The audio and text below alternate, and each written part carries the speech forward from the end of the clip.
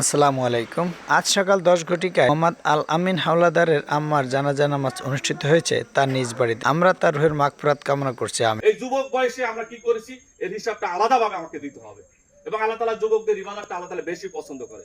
আজকে যারা আমরা যুবক আছি আমাদেরকে ভাবতে হবে আমরা নামাজের খেয়াল দিই না, ইবাদতের কোনো খেয়াল দিই না, গুরুত্ব দিই না। আজান হচ্ছে মসজিদে, আমরা বসে এখানে চা খাচ্ছি, দোকানে আড্ডা দিচ্ছি, আমরা অযথা সময় নষ্ট করছি। সেই সময়টার হিসাবটা কিন্তু দিতে হবে।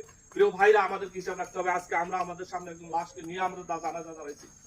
আপনারা আমার যদি এই পরিস্থিতিটা হয়, আপনি একটু ভাবেন যে আপনি মারা গেছেন, আপনি খাটের উপর শুয়ে আছেন, জানাজা হচ্ছে, আপনাকে নিয়ে যাচ্ছে, কবরে রাখতেছে, আপনাকে মাটি দিচ্ছে, বাঁশ দিচ্ছে, মাটি দিচ্ছে, আপনি এগুলো ভাবেন, তাহলে দেখবেন যে আপনি আপনি কোথায় আছেন। কিছু না, আপনার সম্পদের পর সম্পদ করেছেন, বাড়ি করেছেন, গাড়ি করেছেন, অনেক কিছু করেছেন। আপনি দুনিয়ার অনেক কিছু করার জন্য তো ব্যস্ত হয়ে যান। আপনার বাড়িটাকে কত সুন্দর করার জন্য ব্যস্ত হয়ে যান। আপনার ঘরের ড্রয়িংটা কত সুন্দর করা যায় সেটার জন্য ব্যস্ত হয়ে যান। কিভাবে সাজানো যায়, কিন্তু নিজের আমলটাকে সাজানোর জন্য আমরা গুরুত্ব দিই না। আমরা একদম অবহেলায় সময়টা নষ্ট করি। প্রতিটা সময়ের হিসাব দিতে হবে।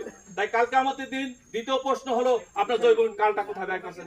এই দুটো প্রশ্ন তো না দিয়ে সামনে আগাতে হবে না। তৃতীয় প্রশ্ন হলো আপনি আপনি যে উপার্জনটা করেছেন, আপনার যে সম্পদ আছে, সম্পদটা আপনি কোন পথে উপার্জন করেছেন। এই সম্পদটাকে হালাল পথে উপার্জন করেছেন না হারাম পথে উপার্জন করেছেন। এই সম্পদের হিসাবটা দেওয়া হবে। আপনি সম্পদের পর সম্পদ, বিল্ডিং এর পর বিল্ডিং, জমির পর জমি করেছেন। এই জমিটা কোথা থেকে করেছেন, কিভাবে করেছেন, টাকাটা উপার্জন কিভাবে করেছেন, কারো ঠকাই করেছেন কিনা, ভাইকে ঠকাইছেন কিনা, বোনকে ঠকাইছেন কিনা, ফুফুকে ঠকাইছেন কিনা, এই ঠকাই এই সম্পত্তি থেকে আপনি এই সম্পদ করছেন কিনা, এর হিসাবটা দিতে হবে। আপনার আয়ের হিসাবটা দিতে হবে। তৃতীয়, আপনার যে সম্পদটা অর্জন করেছেন, এই সম্পদটা ব্যয় কোথায় করেছেন, এই ব্যয়ের হিসাবটা আপনাকে দিতে হবে। আপনার সম্পদ ঠিক আছে, বৈধভাবে আপনার উপার্জন করেছেন, কিন্তু আপনার ব্যয়টা বৈধ না, ব্যয়টা অবৈধ, অবৈধ কাজে ব্যয় করেছেন, যেখানে সরকারের শরীয়তের কোনো নাই, সাপোর্ট নাই, সেই সব জায়গায় আপনি ব্যয় করেছেন, সেই হিসাবটা আপনাকে দিতে হবে। তাহলে সম্পদ আপনি কোথায় ব্যয় করেছেন, এই হিসাবটা আপনাকে দিতে হবে। আর সর্বশেষ প্রশ্ন, ৫ম নম্বর প্রশ্ন হলো আপনি যে জ্ঞানটুকু অর্জন করেছেন, যে এলেমটুকু অর্জন করেছেন, সেই এলেম অনুযায়ী আপনি আমল করছেন কিনা। আপনি জানছেন নামাজ পড়া ফরজ, রোজা রাখা ফরজ, আল্লাহর জমিনে আল্লাহ দিন প্রতিষ্ঠার আন্দোলন করা ফরজ, এগুলো আপনি জানছেন কিন্তু আপনি মানেন না।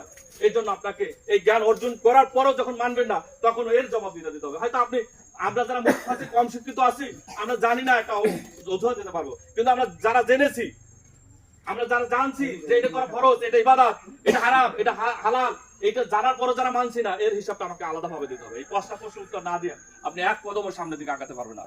তারপরে উপস্থিতি, আল্লাহ তাআলা আমাদের হাদিসকে আমল করার তৌফিক দান করুক এবং নিজেদেরকে আজকে থেকে শুধরে একজন মুমিন বান্দা হিসাবে জন্য দুনিয়া চলতে পারি এবং আমাদের শেষ বিদায়টা যেন কালিমার সাথে হয় এবং দিনের সাথে হয়, মুমিন বান্দা হিসাবে আমরা যেন দুনিয়া থেকে বিদায় নিতে পারি। এটা হলো আমাদের চাওয়া পাওয়া। আল্লাহ তাআলা আমাদের সবাইকে কবুল করুক, আমাদের গুনাহ খাতা মাফ করে দিক এবং যিনি পরবায় আল্লাহর কাছে জিম্মায় চলে গেছেন তার জন্য আমরা খাস দোয়া করব যে তাকে যেন আল্লাহ তাআলা তার দুনিয়ার কোনো ভুল ত্রুটি থাকলে মাফ করে দেয় এবং আমাদের এই দোয়ার উসিলায় সে যেন পরকালে তাকে শান্তিতে রাখে এবং কবরে জান্নাতবাসী করে রাখেন। এই দোয়া করে আমার কথা শেষ করছি। আসসালামু আলাইকুম ওয়া রাহমাতুল্লাহি ওয়া বারাকাতুহু। আসসালামু আলাইকুম ওয়া রাহমাতুল্লাহ।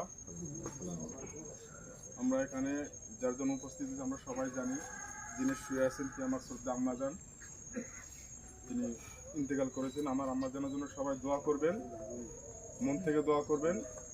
আর আমার আম্মাজান যেহেতু মহিলা মানুষ, হয়তো কারোর সাথে দেনা পাওনা নেই, তারপরে যদি আপনাদের পরিবারের সাথে কারো যদি এরকম থাকে জিজ্ঞাসা করবেন যে আমার মার সাথে কারো কোনো দেনা পাওনা লেনদেন থাকে, তাহলে অবশ্যই আমার সাথে যোগাযোগ করবেন, আমি ইনশাল্লাহ এটা পরিশোধ করে দেব।